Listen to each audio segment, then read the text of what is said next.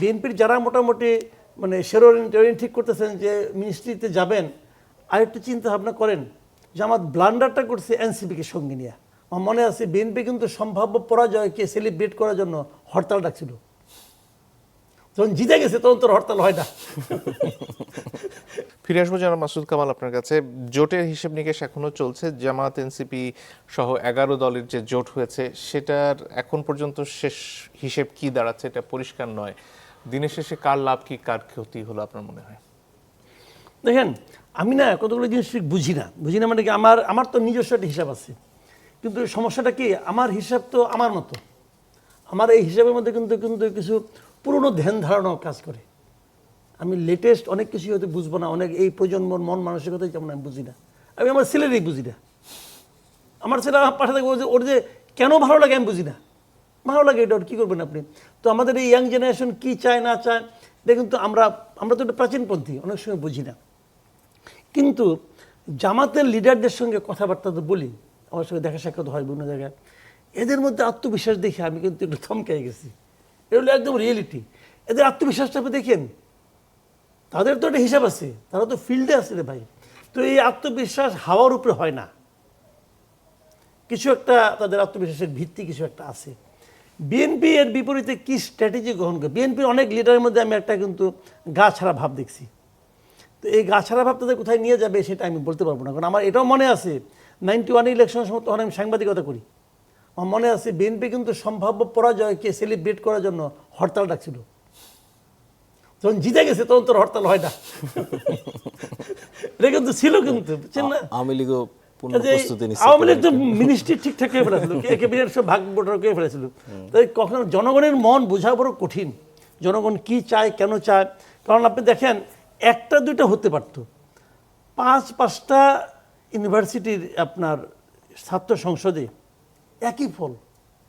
এবং এই লোকগুলো তো এই দেশেরই মানুষ, বিভিন্ন গ্রাম থেকে আসছে, সারা দেশ থেকে আসছে। কাজে এইটাকে বিএনপি, এবং শেষেরটা তো অনেকে মনে করছিল ঠিক আছে তারেক রহমান আসছে, তারেক ম্যাজিক হয়তো কিছুটা কাজ করবে, তা তো করেনি। কাজে এগুলিকে বিবেচনায় নিতে হবে। বিএনপির যারা মোটামুটি মানে শেরোরিন ঠিক করতেছেন যে মিনিস্ট্রিতে যাবেন, আরেকটু চিন্তা ভাবনা করেন। এটা আমি তাদেরকে পরামর্শ দেবো, কারণ আর আমরাও কিন্তু চাই যে একটা ফাইট হোক। কিন্তু আবার অন্যদিকে আরও কিছু কথা আছে যেটা আমি যেভাবে ভাবতাম আর কি, আমার ভাবনা ভুল হবে বলে আমি প্রথমে বললাম, কিন্তু আমার ভাবনাটাও একটু শেয়ার করি যে আমি আসলে কী ভাবতাম।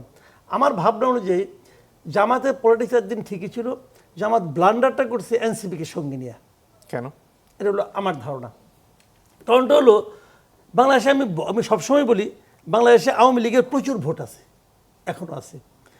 তো এই ভোটারদের কাছে তারা তো নানাভাবে সুবিধাপ্রাপ্ত ছিল গত 15 বছর। কেউ এই ধান্দা করছে ওই ধান্দা করছে, বাট আওয়ামী লীগ কারণে সুবিধা তো পাইছে রে ভাই। তো এই সুবিধাটা বন্ধ হলো কেমন করে? আওয়ামী লীগ দেশ ছাড়া হওয়ার পরে আওয়ামী লীগ সরকার পতনের কারণে তো আওয়ামী লীগ সরকারের সবচেয়ে বড় দাবিদার কারা? এনসিপি। তারা নিজেরাই বলে আমরাই সরকার ফেলাই দিছি, এবং তারা নিজেদেরকে একজন সিপাহ সালার মনে করে। তো এই সিপাহ সালারদের উপর এবং এই দলটার উপর আওয়ামী লীগের মাঠ পর্যায়ের যারা সমর্থক তাদেরও কিন্তু এক ধরনের ভীতি বলেন, বিতৃষ্ণা বলেন, অপছন্দ বলেন, সবই আছে। জামাত আওয়ামী লীগের মধ্যে একটু ঢুকেছিল, মানে আওয়ামী লীগের অনেক ভোটাররা জামাতের প্রতি এক ধরনের ফিল করতো যে তারা আমাদেরকে রক্ষা করেছে, সহানুভূতি দেখিয়েছে, আমাদেরকে আশ্রয় প্রশ্রয় দিয়েছে। বিএনপি যখন লাগাতার চাঁদাবাজি এবং দখলদারি করছিল ওই সময় তারা এখান থেকে কিছু কিন্তু সুবিধা পেয়েছে। ওই সুবিধাটা তারা একটা প্রতিদান দেওয়ার কথা হয়তো অনেকে মনে মনে ভাবছিল। তার কিছু রিফ্লেকশন যে আপনার ইউনিভার্সিটিতে যদি পড়ে নেয় আমি তাও মনে করি না, পড়েছে। এখানে ছাত্রলীগের ভোটগুলো কিন্তু ওখানে গেছে। কিন্তু এই জিনিসটা এনসিপির কারণে জামাত পাবে না এখন আর। এই জায়গাটাতে জামাত এই ব্লান্ডারের কারণে, আর এনসিপি নিজস্ব কোনো ভোট ব্যাংক নাই, কোনো ভোট ব্যাংক নেই এনসিপির। এনসিপি জামাতকে 10টা ভোট এনে দিতে পারবে না, এনসিপির সেই অ্যাবিলিটি নাই। যাও দুই একটা ছিল তো দল থেকে ত্যাগ করে চলে যাচ্ছে সমানে। এটাই তো কারণ, একমাত্র কারণ। কাজে সেই হিসেবে ওইটা যাওয়াতে এনসিপির আরও খারাপ অবস্থা হয়েছে, যে মানুষে বুঝছে যে নৈতিকভাবে এনসিপির এক ধরনের আপোষ করছে। তো এনসিপি জামাতকে কিছুই দিতে পারবে না, এবং এনসিপির কারণে জামাত যে আওয়ামী লীগের ভোটগুলি পেত বলে তাদের প্রত্যাশা ছিল সেটাও হয়তো অনেকটাই ফিকে হয়ে যাবে। এই বিবেচনায় আমি মনে করি এনসিপি জামাত একটা ভুল করছে। আর তাছাড়া আরেকটা জিনিস হলো কি, বাংলাদেশে কিন্তু মানুষের মধ্যে কিন্তু মার্কাটা ইম্পর্টেন্ট, ভেরি ইম্পর্টেন্ট মার্কা। অনেকে আমি ছোটোবেলায় আমি বিভিন্ন টেলিভিশনে দেখছি ওই যে প্রার্থী গেছে বুড়ি মার কাছে চাচির কাছে যে বলে চাচি মাথা হাত দিয়ে বলে বাবা তুমি তো খুব ভালো মানুষ তোমার এই ভোটটা দিতাম কিন্তু তোমার মার কাটা তো ভালো হয় নাই। এরকম বলা কিন্তু বহু লোক আছে, তারা মার কাছে আর কিছু চেনে না কিন্তু।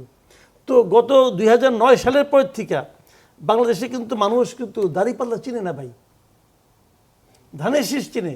ধানের শীষ চিনে কীভাবে ইলেকশন করার কারণে না, চিনে এই কারণে বিএনপি যতগুলি মিটিং করছে সেই মিটিংয়ে কিন্তু তার নেতা কর্মীরা কিন্তু ধানের শীষ চেয়ে হাজির হয়েছে, ধানের শীষের ছবি সেখানে ছিল, কিন্তু জামাত তো মিটিংই করতে পারে নাই। তো যে কারণে শিক্ষিত একটা তাদের মতো একটা জনগোষ্ঠীর মধ্যে তাদের হয়তো এক ধরনের গ্রহণযোগ্যতা আছে, এক ধরনের ভোট আছে, কিন্তু গ্রামাঞ্চলে যারা নাকি মার্কা দেখে এখনও ভোট দেয় তাদের মধ্যে জামাতের অবস্থান কেমন হবে আমি বলতে পারবো না।